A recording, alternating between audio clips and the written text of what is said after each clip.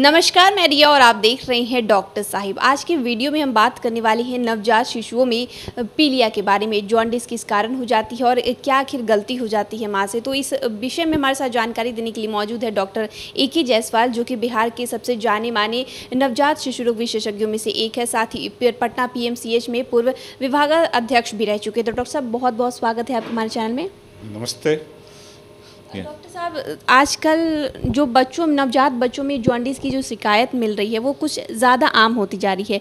तो क्या कारणों की अगर बात करें तो क्या कारण है कि इतनी बड़ी संख्या में जो है बच्चों को जॉन्डिस की समस्या हो रही है?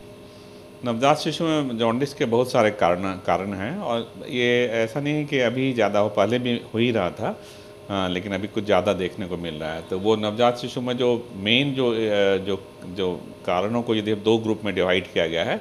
एक ग्रुप होता है फिजियोलॉजिकल जॉन्डिस और एक होता है पैथोलॉजिकल जॉन्डिस। फिजियोलॉजिकल जॉन्डिस का मतलब हुआ कि वो कोई बीमारी से नहीं है, नॉर्मल भी न्यूबॉर्न में जॉन्डिस हो सकता है। उसका एक बहुत इंपॉर्टेंट कारण है कि नवजात शिशु में जिसमें जो हीमोग्लोबिन का लेवल होता है वो ज़्यादा होता है और ऑक्सीजन डिस्ट्रीब्यूशन का जो एक कर्व है वो शिफ्ट कर जाता है, जिसके कारण वो आपको फिर और एक फीटल बच्चों का माँ के गर्भ में जो बच्चा पल रहा है और बाद में है वो उसका फिर एक सर्कुलेशन का पैटर्न भी चेंज हो जाता है। तो इन सभी कारणों के कारण जो है वो जो एक्स्ट्रा हीमोग्लोबिन है वो टूटता है। वो हीमोग्लोबिन जब टूटता है उससे बिलिरुबिन नाम का पदार्थ निकलता है और वो एक जॉन्डिस पीलिया का रूप लेता है। ये फिजियोलॉजिकल जॉन्डिस है।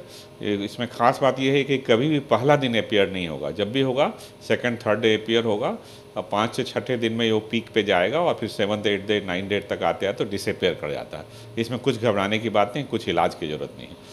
और दूसरा जो ग्रुप है जो बीमारी के कारण होता है, जिसको हम लोग पैथोलॉजिकल जॉन्डिस बोलते हैं, उसमें एक बहुत सारे कारण हैं। जिसमें एक इम्पॉर्टेंट कारण है कि ब्लड ग्रुप इनकॉम्पेबिलिटी से कारण होता है, जिसमें एक RH इनकॉम्पेबिलिटी हो सकती है और ABO ग्रुप की इनकॉम्पेबिलिटी होती है। RH इनकॉम्पेबिलिटी तब होगी जब माँ का ब्लड ग्रुप RH निगेटिव है, चाहे वो A निगेटिव हो, B निगेटिव हो या AB निगेटिव हो, और बच्चे का ब्लड ग्रुप जो है वो पॉजिटिव है। तो वो तब होता है जबकि माँ और बच्चे का खून जब आपस में टकराता है डिलीवरी के समय, उसके लिए प्रायर सेंसिटाइजेशन ज़रूरी होता है। मतलब अगर किसी कारण से मान लीजिए पहले अबॉर्शन हुआ या कोई ब्लड ट्रांसफ्यूजन हुआ तो फर्स्ट बेबी में हो जाता है, और यूजुअली फर्स्ट बेबी स्पेयर कर जाता है। तो उसमें जो होता है ना, वो जब चूँकि वो निगेटिव और पॉजिटिव का चक्कर है तो उसमें जो एंटीबॉडीज फ्लो कर रही है वो जो ब्लड है उसको वो तोड़ देता है, हीमोग्लोबिन को ब्रेक करता है, तो उससे बिलिरुबिन होता है। ये कभी कभी बहुत सीरियस हो सकता है और इसके लिए इलाज की ज़रूरत होती है। एक लेवल जहाँ पे जाने के बाद, जैसे मान लीजिए कि 20 के जाने के बाद ब्रेन डैमेज होने का डर रहता है, तो नॉर्मल बिलिरुबिन का लेवल 1 मिलीग्राम होता है, लेकिन कभी कभी 10-12 तक भी जाएगा तो कोई खतरे की बात नहीं नवजात शिशु में। जब उससे ज़्यादा जाएगा तब हो सकता है इलाज की ज़रूरत हो और उसको फिर हम लोग फोटोथेरेपी में रखते हैं लाइट के नीचे, और बहुत ज़्यादा होने पे ब्लड को चेंज करना पड़ता है। ये तो एक कारण हुआ। दूसरा कारण है ABO इनकॉम्पेबिलिटी। यदि माँ का ब्लड ग्रुप O है और बेबी का यदि A या B है तो उस हालत में भी आपको जॉन्डिस काफ़ी नवजात शिशु में हो जाता है।